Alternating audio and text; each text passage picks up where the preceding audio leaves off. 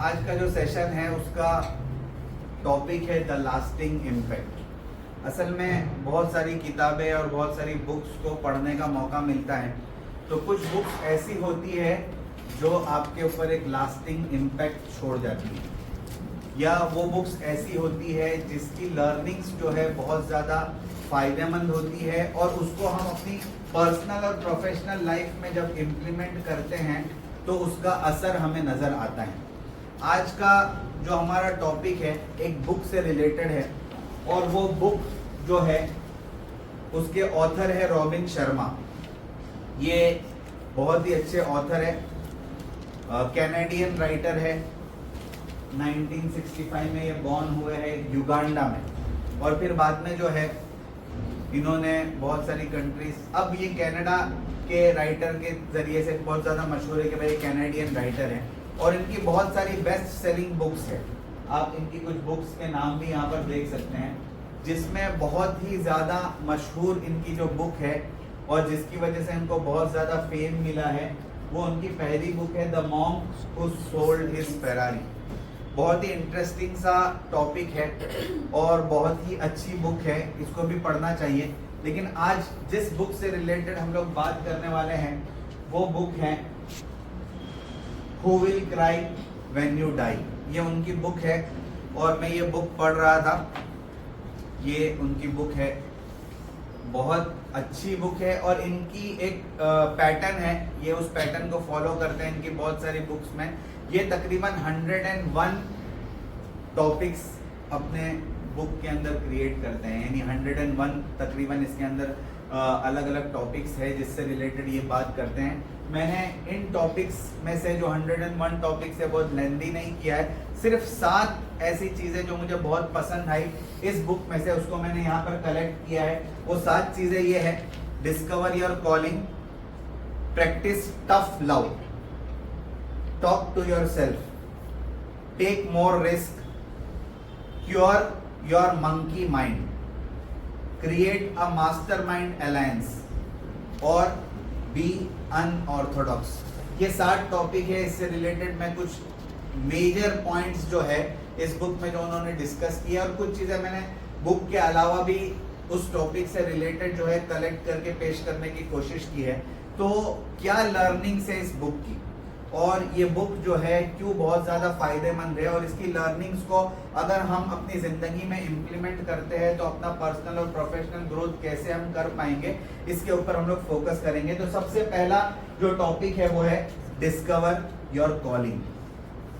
Discover your calling को अगर दूसरे नाम से हम याद करना चाहे तो वो दूसरा नाम है be the change. Be the change ये एक बहुत ही वास्ट टॉपिक है, अलग अलग जगह पर आप इस टॉपिक के बारे में आपने सुना होगा। खासकर महात्मा गांधी जी का एक बहुत ही मशहूर कोट है कि आप दुनिया में जो तब्दीली देखना चाहते हैं उस तब्दीली का आप खुद पहले हिस्सा बनिए। बी द चेंज, आप खुद वो तब्दीली अपने अंदर पैदा करिए जो तब्दीली आप दुनिया में देखना चाहते हैं। होता ऐसा है कि आदमी ये सोचता है कि दुनिया में इतना बिगाड़ है, इतना फसाद है, तो मेरे अकेले के करने से क्या होगा। इंस्टीट्यूशंस के बारे में भी इसी तरीके से सोच होती है बहुत सारे लोगों की कि भाई इतना सब फसाद है ऑर्गेनाइजेशन में, इतना सब बिगाड़ है ऑर्गेनाइजेशन में, या इतना सब कियोस है, तो मेरे अकेले के सुधरने से क्या हो जाएगा, मेरे अकेले के टाइम पे आने से क्या हो जाएगा, मेरे अकेले की मेहनत करने से क्या हो जाएगा। जब कोई मेहनत नहीं कर रहा है तो मेरे अकेले के चेंज लाने से क्या हो जाएगा। हर आदमी इस तरीके से सोचता है, लेकिन हमें इसका उल्टा सोचना चाहिए। हमें यह सोचना चाहिए कि मेरे अकेले से जो होता है वो तो मैं करूं, जो मेरे हिस्से में काम आया है उसको तो मैं अच्छे से करूं। हो सकता है कि मेरे अकेले के अच्छे काम को देखकर दूसरों के अंदर भी तब्दीली आए, दूसरों के अंदर भी चेंज आए, वो भी अपने अंदर बदलाव, परिवर्तन, ट्रांसफॉर्मेशन लाने की कोशिश करें। तो अगर हम अपने हिस्से की मेहनत और अपने हिस्से का काम ठीक तरीके से करते हैं तो बहुत पॉसिबल है कि जो चेंज हम अपने इर्द गिर्द देखना चाहते हैं, अपनी सोसाइटी में, अपने सराउंडिंग्स में, अपने एनवायरनमेंट में, तो हमारी तब्दीली की वजह से वहां पर भी तब्दीली नजर आने लगे। तो हमें बजाय इसके कि ये सोचे कि मेरे अकेले के करने से क्या होगा, हम ये सोचे कि मेरे अकेले से जो मुझे करना है वो तो मैं करूं। तो ये थोड़ा सा हमारे माइंड को तब्दील करना है, एक अलग पर्सपेक्टिव से कामों को देखना है, तो उसका फायदा जो है नजर आएगा। डिस्कवर योर कॉलिंग में पहली चीज ये है, when you were born you cried while the world rejoiced, live your life in such a way that when you die the world cries while you rejoice। ये बहुत ही इंपॉर्टेंट चीज है। अगर आप इसको समझ पाए ना तो हमारी जिंदगी में जो इनकलाब हम चाहते हैं वो आ सकता है। यानी इनका ये कहना है, बहुत ही मशहूर ये चीज है, आपने अलग अलग जगह पर इसको सुना भी होगा, कि जब हम पैदा हुए और दुनिया में आए तो हम रो रहे थे और दुनिया वाले हंस रहे थे। हमारे जो रिलेटिव्स थे, हमारे जो पेरेंट्स वहां पर खड़े हुए थे, वो हंस रहे थे कि भाई बेटा हुआ, बेटी हुई, जो भी हुआ, एक नया मेंबर फैमिली का जो है इस दुनिया में आया, तो सब खुश थे, हालांकि हम खुद रो रहे थे। अगर बच्चा पैदा होता है और वो रोता नहीं है तो उसको मार के रुलाया जाता है, आपको पता होगा। तो हम रो रहे थे और दुनिया वाले हंस रहे थे। इनका ये कहना है कि आप जिंदगी ऐसी गुजारिए, आपकी जिंदगी आपको ऐसी गुजारनी है कि जब आप दुनिया से जाए तो आप हंस रहे हो और दुनिया वाले रो रहे हो। यानी बिल्कुल उल्टा, जब आप दुनिया में आए तो आप रो रहे थे और दुनिया वाले हंस रहे थे। आपको जिंदगी आपकी ऐसी गुजारनी है कि जब आप दुनिया से जाए तो आप मुस्कुरा रहे हो, हंस रहे हो और दुनिया वाले रो रहे हो कि कितना अच्छा आदमी जो है ये दुनिया से चला गया, इसकी दुनिया को जरूरत थी, काश ये थोड़ा और रुकता, इसके पोटेंशियल, इसकी सलाहियत, इसकी काबिलियत से हम और थोड़ा फायदा उठाते, लेकिन अफसोस कि ये चला गया। और इस अफसोस के साथ वो अपने आंसू भी बहाए। तो हमें जिंदगी ऐसे गुजारनी है, और ऐसी जिंदगी आदमी कब गुजार सकता है? जब उसको पता हो कि उसके अंदर क्या पोटेंशियल है, क्या सलाहियत है, और वो अपने पोटेंशियल को यहाँ पर 100% दुनिया में रहते हुए इस्तेमाल करे। ठीक है, आपने और एक स्टोरी इस टॉपिक से रिलेटेड सुनी होगी, जो बुक का मेन टॉपिक है, who will cry when you die. यानी जब आप दुनिया से जाओगे तो कौन रोएगा? क्या आपने ऐसी वर्दी जिंदगी दुनिया में रहते हुए गुजारी है कि आपके जाने की वजह से किसी को फर्क पड़ता है? या आपने अपनी जिंदगी ऐसी गुजारी है कि आपका रहना और न रहना ये दुनिया वालों के लिए बराबर है? तो कोई नहीं रोएगा। अगर आपका रहना, आपका प्रेजेंस और आपका एब्सेंट होना किसी को कोई फर्क नहीं देता है, तो आपके जाने की वजह से कोई रोएगा नहीं, किसी को कोई फर्क नहीं पड़ेगा।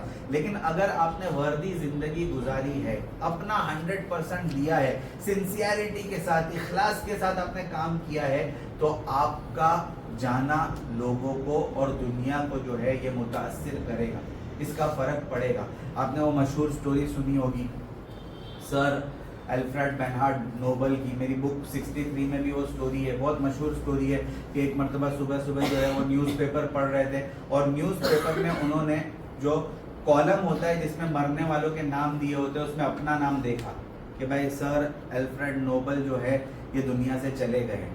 और ज्यादा शॉकिंग था जो टॉपिक और टाइटल उसके ऊपर लगाया हुआ था, वहां पर लिखा हुआ था द डायनामाइट किंग डाइज, और एक जगह पर लिखा हुआ था the merchant of death dies. तो अब पहले तो उनको शौक लगा कि भाई मैं तो जिंदा हूं, यहाँ पर मेरा नाम लिखा हुआ है। कोई और आदमी जिनका नाम इनसे मिलता जुलता था, असल में वो मर गए थे, लेकिन गलती से उनका नाम छाप दिया गया था। अब पहले तो उनको शौक लगा, और शौक लगने के बाद जब उनको एहसास हुआ तो पता चला कि भाई मैं जिंदा हूं, मैं मरा हुआ नहीं हूं। लेकिन सबसे ज्यादा तकलीफ उनको उस टाइटल की वजह से हुई जो न्यूज़पेपर पर लगा हुआ था, कि क्या मेरे जाने के बाद दुनिया मुझे इस तरीके से याद करेगी, the merchant of death dies. क्योंकि उन्होंने डायनामाइट को इन्वेंट किया था, और ये बहुत ज्यादा एक्सप्लोजिव चीज होती है जिसकी वजह से दुनिया वालों को नुकसान होता है, बहुत सारे लोगों की मौत इसकी वजह से हो जाती है। तो वो उसके इन्वेंटर थे, इस वजह से लोगों ने, या जिसने टाइटल दिया उसने ये नाम दिया था कि ऐसा आदमी जिसकी वजह से बहुत सारे लोग दुनिया में मर गए, वो भी आज दुनिया से चला गया। तो उनको ये एहसास हुआ कि क्या मुझे लोग इस तरीके से याद करेंगे, the merchant of death dies.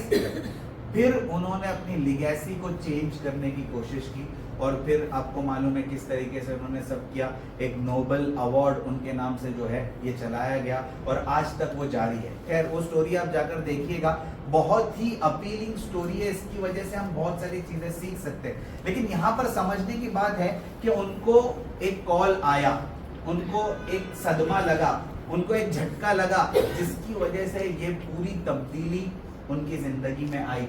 उन्होंने जो कॉल आया उसको डिस्कवर किया और फिर उसके ऊपर काम करना शुरू किया। हमारी जिंदगी में भी रोजाना ऐसे कई कॉल्स हमको आते हैं, लेकिन हम शायद अपनी मस्ती में, शायद लाउबालीपन में, शायद केयरफुल ना होने की वजह से उन कॉल्स को डिस्कवर नहीं कर पाते हैं। जब हम उस कॉल को डिस्कवर कर लेंगे तो फिर हमारी जिंदगी में तब्दीली आएगी। तो बुनियादी तौर पर आपको यह समझना है कि वो कॉल क्या है, आपको उस कॉल को डिस्कवर करना है और उस कॉल को डिस्कवर करने के बाद अपने अंदर जो है तब्दीली लाने की आपको कोशिश करनी है। तब जाकर आप ऐसी जिंदगी दुनिया में गुजार सकेंगे जबकि जब आप जा रहे हो दुनिया वालों को आपके जाने का गम हो, अफसोस हो कि एक बहुत अच्छी पर्सनैलिटी जो है इस दुनिया से चली गई। नेक्स्ट जो है, we all have special talents that are just waiting to be engaged in a worthy pursuit. We are all here for some unique purpose, some noble objectives that will allow us to manifest our highest human potential. आपको discover करना है कि आपके अंदर वो अनोखा हुनर कौन सा है, वो स्पेशल टैलेंट आपके अंदर क्या है जिसकी वजह से मुझे खुद और दुनिया वालों को फायदा पहुंचेगा। जब आप उस पोटेंशियल को रिकॉग्नाइज कर पाए, उस सलाहियत को, उस क्वालिटी को आप पहचान पाए, तो उसके मुताबिक आप काम कर पाएंगे। तो ये बहुत इंपॉर्टेंट चीज है कि आप अपने उस स्पेशल टैलेंट को आइडेंटिफाई करें और उसके ऊपर काम करें और अपने टैलेंट को शार्पन करने की कोशिश करते रहे कि मेरा ये टैलेंट जो है इसके अंदर मैं और निखार कैसे पैदा कर सकता हूँ, इसके अंदर और बेहतरी में कैसे ला सकता हूँ, इसके ऊपर आपको काम करना पड़ेगा। और तीसरी चीज है, it means you need to bring more of yourself into your work and focus on the things you do best. It means you have to stop waiting for other people to make changes you desire. आप एक तब्दीली लाना चाहते हैं, आप एक इनकलाब लाना चाहते हैं, लेकिन आप ये सोचते हैं कि वो करेगा तो वो होगा। ऐसा नहीं है, आप करेंगे तो वो होगा। आप किसी और के ऊपर सहारा रख के, उसके ऊपर आप भरोसा करके ये ना सोचिए कि उसके करने की वजह से होगा। आप आगे बढ़िए, अपने पोटेंशियल को रिकॉग्नाइज करिए, उसको एनहांस करने की कोशिश करिए, उसको शार्पन करने की कोशिश करिए, उसके ऊपर काम करिए, अपना बेस्ट, अपना 100% देने की कोशिश करिए। जब आप ये कर पाएंगे तो आप जो है तब्दीली जो लाना चाहते हैं वो तब्दीली के ऊपर सही तौर पर काम कर पाएंगे। ये पहली चीज थी, discover your calling. Number 2, practice tough love.